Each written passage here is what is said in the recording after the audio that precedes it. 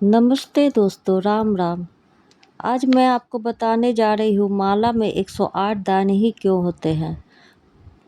प्राचीन काल से ही जप करना भारतीय पूजा उपासना पद्धति का एक अभिन्न अंग रहा है। जप के लिए माला की जरूरत होती है जो रुद्राक्ष, तुलसी, वैजयंती, स्फटिक, मोतियों या नगों की बनी होती है। इनमें रुद्राक्ष की माला को जप के लिए सर्वश्रेष्ठ माना गया क्योंकि ये कीटाणुनाशक शक्ति के अलावा विद्युतीय और चुंबकीय शक्ति भी पाई जाती है। अंगिरा स्मृति में माला का विशेष महत्व बताया गया। बिना कुश के अनुष्ठान, बिना जल संस्पर्श के दान तथा बिना माला के संख्याहीन जप निष्फल होता है। माला में 108 ही दाने क्यों होते, इस विषय पर योग चूड़ामणि उपनिषद में कहा गया है। हमारी सांसों की संख्या के आधार पर 108 दानों की माला स्वीकृत की गई है। 24 घंटा में एक व्यक्ति 21,600 बार सांस लेता है। चूँकि 12 घंटे दिनचर्या में निकल जाते हैं तो शेष 12 घंटे देव आराधना के लिए ही बचते हैं, अर्थात 10,800 सांसों के उपयोग कर अपने इष्ट देव के स्मरण करने में व्यतीत करना चाहिए। लेकिन इतना समय आज के समय देना हर किसी के लिए संभव नहीं होता है, इसलिए इस संख्या में अंतिम 2 शून्य हटाकर शेष 108 सांस में ही प्रभु स्मरण की मान्यता प्रदान की गई है।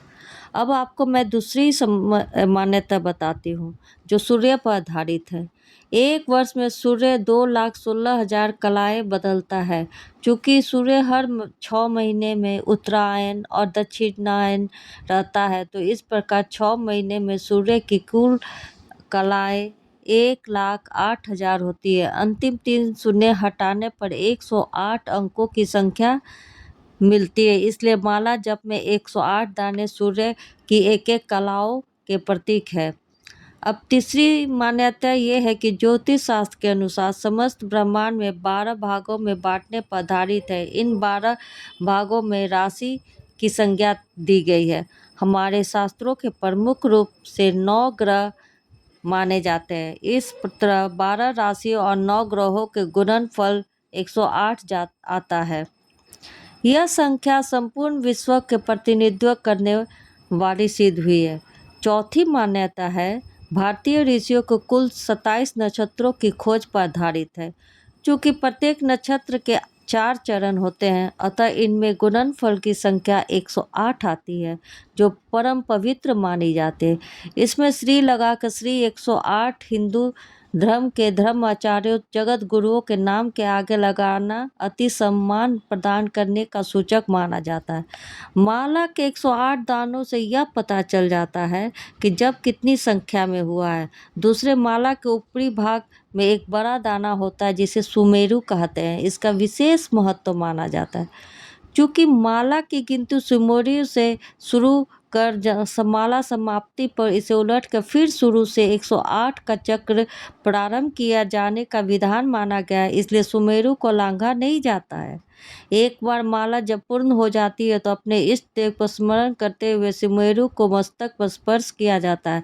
ऐसा माना जाता है कि ब्रह्मांड में सुमेरु की स्थिति सर्वोच्च होती है। माला में दानों की संख्या का महत्व पर शिव पुराण में कहा गया है, अर्थात 108 दानों की माला स्वयं 100 की श्रेष्ठ और 50 दानों की मध्यम होती है। शिव पुराण में इसके पूर्व श्लोक 28 में माला जप करने के संबंध में बताया गया है कि अंगूठे में जप करें तो मोक्ष, तर्जनी से शत्रुनाश, मध्यमा से धन प्राप्ति और अनामिका से शांति मिलती है। इस तरह हम लोग जानने लगे हैं कि माला में 108 दाने क्यों होते हैं। माला में 108 दाने की महत्ता हम लोग इस प्रकार समझ गए हैं। आप लोग को दोस्तों ये जानकर पता चला हुआ होगा कि माला में 108 दाने क्यों होते हैं। और हम लोग हिंदू 108 दाने के माला का ही पूजा करते हैं और इस तरह 108 दाने की माला की पूजा करके उसके सुमेरु को अपने सर से लगाकर फिर उसका शुरुआत करते हैं। नमस्ते दोस्तों।